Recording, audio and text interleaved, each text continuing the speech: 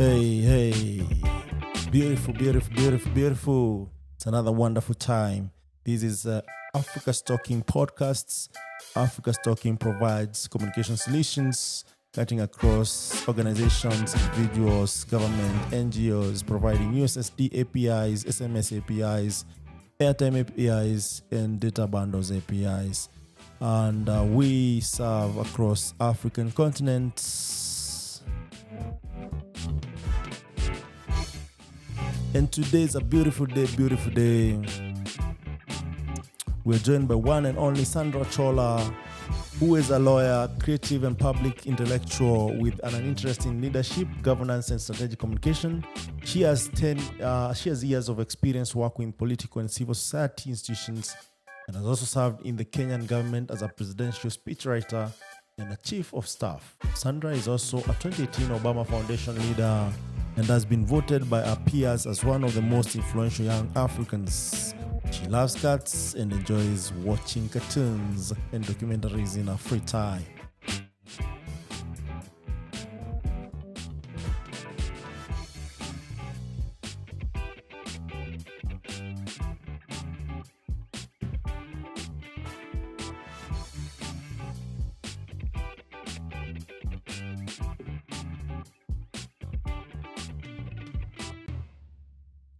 According to statistics from International Parliamentary Union, the average age of MP from the 2017 to 2022 Parliament is 50.73 years. Yet, the median age of the population as per the Kenyan Census 2019 is 20.1 years. This does not augur well for the robust democracy of tomorrow, as envisaged by the writers of the Kenyan Constitution. But do we have any civic education happening amongst the youth? How do we get them positively interested in politics? It's not easy to exercise your civil liberties when you do not know what your rights are. As Kenyan citizens, our rights and safeguards are enshrined in the COK, which is Constitution of Kenya 2010 document, which is available in the public domain. However, most of it is shrouded in legalese that can elude a basic reader. So where does that leave the pre-adults who also have rights? How many adults are willing to sit with these young citizens and bring down the Constitution to them for the sake of the future of Kenya's well-being, in general and democracy in particular? Sandra Ochola has done just that in this second edition of Teens Guide to the Constitution of Kenya, picking specific areas of focus and explaining this in the form of probing questions and food for thought, which lead the reader on in arriving at the right answers in a memorable manner. As a guide, this edition covers all 18 chapters, including the fundamental pillars such as the Bill of Rights, land and environment, as well as the leadership and integrity. The best part about the guide is its captivating structure as a workbook with activities that will definitely help teens to not only understand the Constitution, but also easily commit its important part to memory. Sandra has struck a blow for constitutionalism and also done justice the elusive civic education for pre-adults and youth. Now, that's interesting, Sandra, and because we'll discuss this further about this wonderful book, Teens Guide to the Constitution of Kenya, second edition, which actually just came out a few days ago. Yes. And I have a copy here.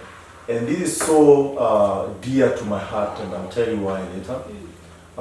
Because I feel like we need more of Sandras in this ecosystem, because law determines all other pillars of any country, such as economic, social, political, and economical pillars that support our whole country. But before that, we would like to know who is Sandra, because I realize that us as Africans, telling all these other things don't matter if we don't know who we are, right? Yeah. So tell us, who is Sandra? Sandra Ochola, a sister, a daughter, a friend, a mother, born, bred, schooled, most of my life I spent it in Kisumu County. Ah, nice. Yes. The land of Obama. Yeah, Or Obama. yes, the land of Obama, the Lakeside Nice. city. Nice. Yeah. Then went to the Kenya School of Law, law school rather, in Moi University in Eldoret, and then made my debut to the city, the Kenya School of Law, where I got my postgraduate diploma in law. That's after my university law degree, then my postgraduate diploma in law. Yes. And after that, did masters in international studies at the University of Nairobi. And then started walking around with my CV, knocking doors, looking for placements and places where I could add value. Yes. And that got me to the civil society space. Yes. Because, as I always say, the perception often is if you're a lawyer, then you need to be practicing. But that wasn't for me. I think I learned a long time ago that the court corridors weren't going to do it for me. So I went immediately to civil society, and my initial encounters was with Center for Transitional Justice, International Center for Transitional Justice, which was dealing with issues of transitional justice at that time. What is transitional justice? It's justice, just to put it in a simplified manner, it's justice during a transition. Conflict and post. This is 2007? Yes. Yeah. Okay. You know, Sandra, here we don't tell Makonde stories where you, like, I was born on Monday, Tuesday, by Friday, dead and buried. Yes. Right? So when you say you're born, I just wanted to know, like, yes, you're born in Kisumu. You maybe spent how many years there? How was it? Wow. Maybe there is someone, there's another Sandra in Kisumu who might borrow a leaf or two or learn from your experiences there, and and be encouraged by it to seek the right path. Wow. Wow, what could I say? That's home. Kisumu for me. Kisumu da. Yeah, Kisumu da. Like Kisumu for me is home. Born, bred, lived there most of my life. That's You went to primary school there? Primary school there. Which yes. primary school? I started out in Victoria Primary School. Okay. Is it still there? Yes, it is. Okay. Yes, it's still there. Yeah. And then for a period in class 5, I went to boarding school. It was in Molo Academy. I think that was the first time in my life that I'd left Kisumu and I'd left home. It was very traumatizing. Then I spent that year. I don't know why, but then I feel maybe my parents thought that I couldn't handle it. And so now they took me and brought me back home. And then I went to now Zaverian. I finished primary in Zaverian. In Zaverian Primary. All of them that are still there. In Kisumu? In Kisumu. Okay. In Kisumu. Yeah. So those and they were really good, and they were great schools at that time, and they still are. So how was your childhood? Did you used to walk to school? Were you caned when you got late? Of course. If you did, your children might listen and they're like, okay, my mom, this is my mom, and I understand. This is why she thinks this way, that kind of stuff.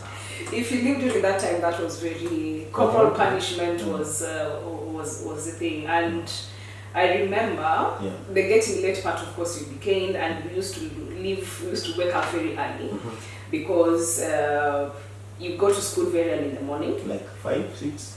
Let's put it at 6:30 because we weren't living so far from the schools either way. So around 6, and then you had to be in school at what time?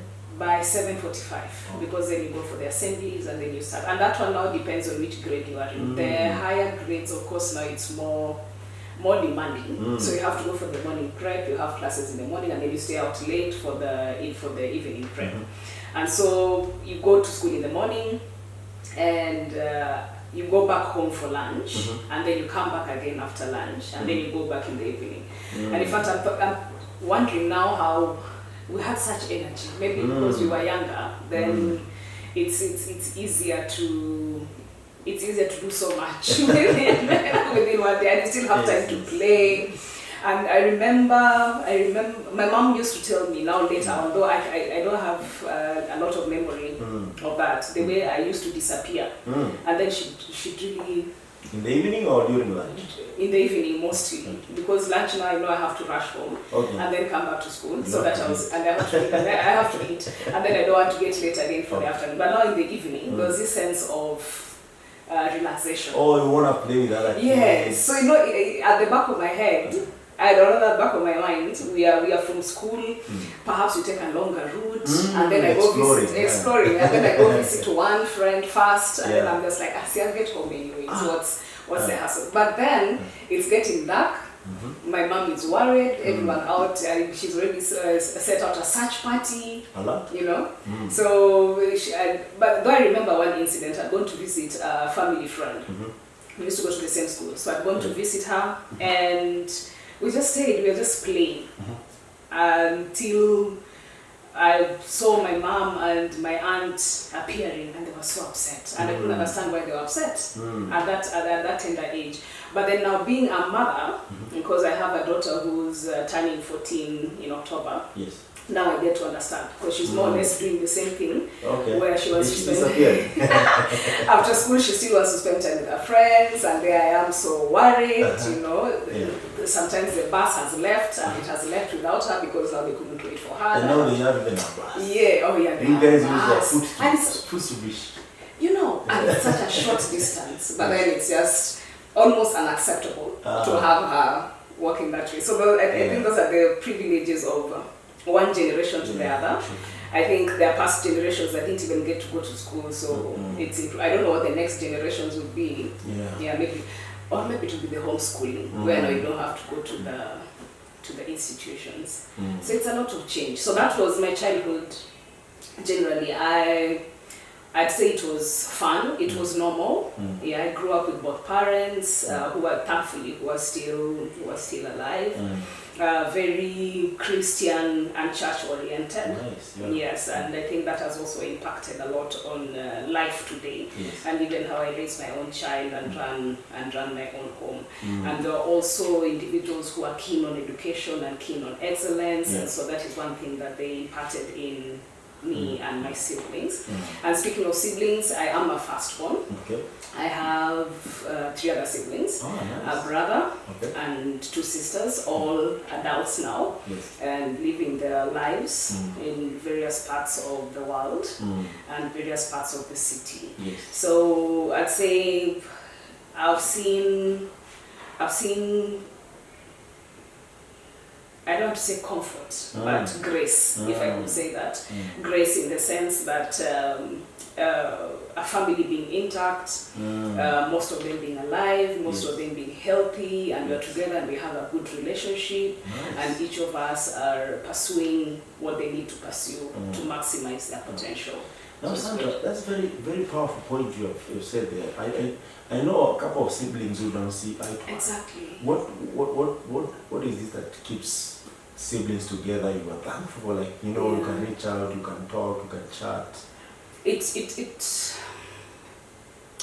I think it has a lot to do with one, the parents, the upbringing, the upbringing and the kind of environment, they set, where they ensure or encourage siblings to work together, to play together, to be together, and they're not practicing any forms of discrimination or showing open favoritism in a manner that's going to pit one child against the other. And then also accepting children for who they are and what they are, which you find in certain instances, because a parent would like you to be a doctor and you don't turn out to be a doctor, and then that becomes an issue. They begin to compare you with another sibling. Not that I'm saying that that mine were perfect, but from experience, it's some of the highlights that, or some of the things are picked that get families and siblings not working together. I think it's been creating that foundation right from the time when they are young, or your family is young, and just making it a thing, if I could use that word. That as a family we work together, as a family we pray together, as a family we eat together. And then moving forward, then you carry on those values. And then now in adulthood, again, now it what causes divisions now perhaps are issues finances, issues career, issues people's personalities, and how you resolve conflicts within the family. Yeah. That's very nice. So you guys never had conflict, someone just ate all the food and everyone else didn't get the food or something, or maybe people fighting. Of course, those are there, but not to an extent where we don't talk. Being a firstborn, for instance, I feel, and I say this with my brother, who's my second, who's follower. Yeah, I feel, for instance, my parents were more strict with me and my brother than they were with the last one. Yeah. For instance, as usual, our last one could go for sleepovers. Yes. That was unheard of. Yes. By 6, when the sun is setting, like, you should already be in the house. What are you doing outside? Failure to get home by that time, it meant proper beating. So then now, I mean, with my sister, it was relaxed. Yeah, I mean, that makes a lot of sense. Yeah. So, you were in primary school, you graduate, right? So did you perform well? I did try. There was a pattern, if I'd say so. Okay. Where my teachers, both in primary and most of my academic life, kept on pressing and telling me, Sandra, you can do better, you can do better. There's room for improvement. There's room for improvement and whatnot. And they kept on telling me that I'm not serious and, things like that. But I think I did well. Yes. And I was content. Yes. Largely content. Yes. Though deep down, even for me, I know I would have done well. But I needed to play. I needed to. Oh, you needed a balanced life. Yes, I needed a balanced life. 50% play. This, 50%. I mean, I was still going to pass anyways. So. Oh, you knew you were good. Yes. Oh, I was I still see. going to pass anyways. It's just we didn't agree on the levels of passing. So, yeah. So what you did was enough. At that time, yes. I'm curious to ask, how did you perform? Well, by that time we had it was being marked over 700. I think remember I got that. I got about a 466. Oh, you're good. You're good. A 466. Yeah. So then now they kept saying, "Had you put in more effort?" I see. That's almost an A. That was effort actually. enough because I needed a social life. That's a B plus A. Okay, that's not bad. So you get now to high school. Yes. And now you still living a balanced life. Which games did you participate in? I represented my high school in short races, 100-meter races. Are you that fast? I am that fast. Oh, nice. I can still run actually. Nice. For those who can't see us, Sandra is quite fit. But you'll see it later. So these will be published on our channels. So you will see it. Yeah. She's quite fit. Yeah. Yeah. I can still run so well. So then it was districts, but then the school competitions. So it was districts, and then we went to the provincials. So then provincials, I met other ladies from Kisii County who apparently are quite fast, and they were very, very fast. And then it's during that same period that we had Science Congress. So then the science teacher tells me that I should not stop, but pull out from the sports, the sports competitions, so that we work on a project for Science Congress. Okay. I didn't see much in it anyways, because at the back of my head, I figured, maybe those Kisii girls are still going to defeat me. Yeah. So what's the point of going? Yeah. Which school was this, by the way? It was Ombogo in Homa Bay County. Homa Bay. Yeah, Homa Bay. Initially, I was in Ulanda. It's still Nyanza. Then I went to, I finished up in Ombogo. What made you change? Well, I just needed a change. Yeah. You just sat down and like, yes. This is not so balanced. What is that trigger? This is not so balanced at that particular point. And then I think there were certain changes at home as well, which required me to be closer. I felt, for instance, it was so far away. And it's like 2 hours drive, right? No, it's Homa Bay to Kisumu? The Homa Bay one was closer. I mean, it's an hour. Rwanda, where is it? Ulanda. Ulanda. Where is it? Ulanda. It's Wendo. That's Migori. more Yeah, far it was away. further. It was so further away. I felt it was stressful. Okay. At that Was it like particular 4 hours drive or 3 hours? point. It was like half a day, I'd say. What? But not half a day strictly. But let's just put it like 12 it was hours? far, and I did not like how far it was. Wait a minute.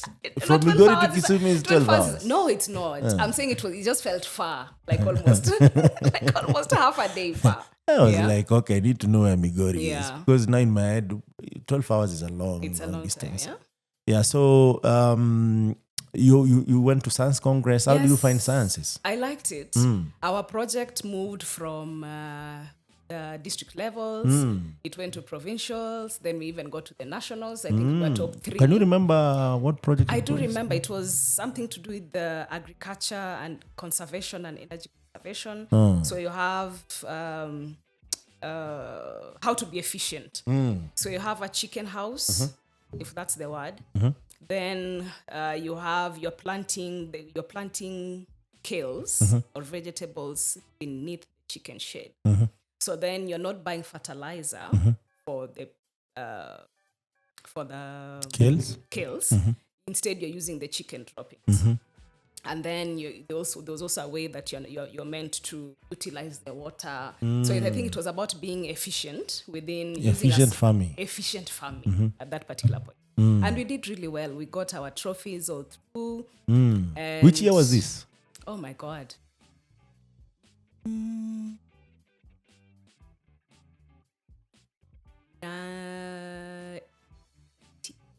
1998. And by the way, it's good you brought up about Science Congress because even today, they still happen. And there are so many potential projects that actually are presented, well packaged, but follow-up is, once you get the national trophy, that's it. Yeah. So I think also now that, science is, taking over the world and tech, it's about time maybe now that you are in a position of power, we'll say how. These are some of the ideas actually that can bring in more revenue, can bring in more job opportunities, can bring in, even employment. So, Yeah, it's true. Actually, think so as well. And even now, work-wise, because I found myself engaging with sports a lot. And after Science Congress, you went back to sports? Well, after Science Congress, I was this games captain. Okay. So I still did sports. Okay. Lots of sports. Was it a girls' school? Yes, it was a girls' school. Okay. It was a girls' school. And then, of course, after that, then it's fourth form and there's in so many activities. You're supposed to read, nothing. Yeah. Eat, breathe. Yeah.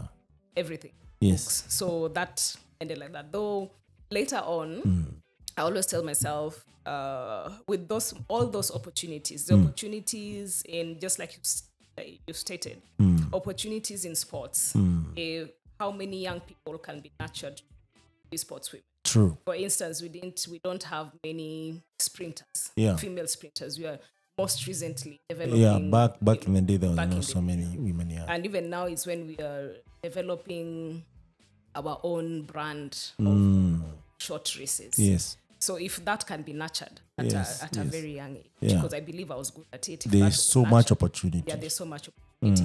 So that, because the perception then it's just something to be done in high school. Yeah. And to pass time. But it's not something that you can see as a profession. True. So then that's sports. And then now the Science Congress that you've talked about. Yes. If that was nurtured as well, maybe I could add it to nurture. But then things happen for a reason. And they happen for why they happen. So perhaps had I pursued that, then we couldn't be having this discussion. You never know. You never know. Because my key is to also bring people like Kipchoge. Oh, yeah. Some of these people, their story is not told enough. Yeah. And even when we see them run all the races, we don't know maybe the backstory, how much they have worked to be the best in the world, break their own records. So we need to tell our African stories more and more, right? Exactly. And I'm proud to say that it's good that Africa's Talking is empowering us to do this. and Impact Masters, of course. But we need to put our stories out there. If by the way you think about the whole world, African stories are less told. And if you don't tell your story, someone else will. And definitely they won't tell the real story. Exactly how you want it told. Yeah, so you went to Science Congress, you won up to the Nationals. Did you perform well during all that time? Science Congress? No, in school. Yeah. Yes. But it was still a very balanced life. Okay. Yes. I love that word. I love balance. It was still a very balanced life. I loved... My favorite subject then was biology. Was biology, and I was a straight A biology student. Ah, nice. Yes. I loved it so much. In high school biology. Why did you love it? I don't know. I can't explain it. It was easier for you to understand. Everything. It was just something that I enjoyed. And it was more practical, you'd say? It was, yes, practical. It's just something I liked. Okay. And I eventually did get an A in it in KCSE. Yeah? Yeah. You compare that with math. Math was just something. Okay. Math and physics. Chemistry I did try. I loved the practicals. The colors. Yeah, the colors where I could mix things and all that. The little but then now paper. you ask me, but then now you ask me about the formulas, the way they used to calculate H2O with those two small numbers besides the letters. I'm like, what? Why? The chemical bond. There's someone call it a web. Oh. Yes, the chemical bonds. Yes, there was this table. Those webs. I'm like, okay, those are not webs. Those are chemical bonds. But nevertheless. Yeah. And then you had to master this table. It was just periodic stressful. table. Yeah? So I enjoyed literature a lot. I enjoyed biology a lot. I enjoyed reading Swahili, the set books, and history. By the way, when someone says I enjoyed something in Luoland, that means straight A's. Yes. For your information. Exactly. But we say. Yeah, so that's good. Yeah. So you perform well according to what you say, besides now the physics and math. Yeah. The physics, I think I dropped it mentally in Form 2. So you didn't take it as an option or something? No, didn't take it as an option. But you have no option with math? Yeah, no math, I just had to continue. And for some reason, I could do math in class so well. The one where the teacher does on the board and then you're told to do. But then it gets to the exam and I just do not know what happens. It's just... They brought a different math during exams. Like, this is not what we learned in class. So I accepted my fate. I see. Yeah. So during that period, I still didn't know exactly what I wanted to do. But then I knew I wanted to do something in relation to biology. Okay. And I wanted to be a marine biologist. And I had a very supportive biology teacher. And he'd go out of his way, in bringing papers and, sitting down with students to, do the extra lessons and the extracurricular. And it was really nice. So I think that that enhanced even our interest in the subject at a particular time. Yeah. So then, given that when you're having those conversations with people, I can't remember who it was. It's a while back. But then someone mentioned to me about marine biology. But I was meant to ask, what is marine biology? Is it like the guys who we see in National Geographic diving in, studying the life beneath the ocean? That's the marine biology. Okay. So it's biology. Do you love the sea? The ironies of life. Oh, I see. Yeah, the ironies of life. I ended up not... You and water. Yeah, I ended up not liking water so much. Liking water so much. I do swim. Okay. I do swim, but I ended up not liking water so much. And looking back, I realized I only wanted to do marine biology then because my love for biology, it sounded and felt like a natural progression. Yeah. And also because it was studied in Mombasa, that meant it was very far away from home. Okay. You never wanted to stay far away from why? So then I'd live a more balanced life. Okay. At that point. Okay. So it sounded like a good mix. Okay, I see what you did there. So that was what sounded as a choice then. But either way, we did the exams. Then now it's time to head college.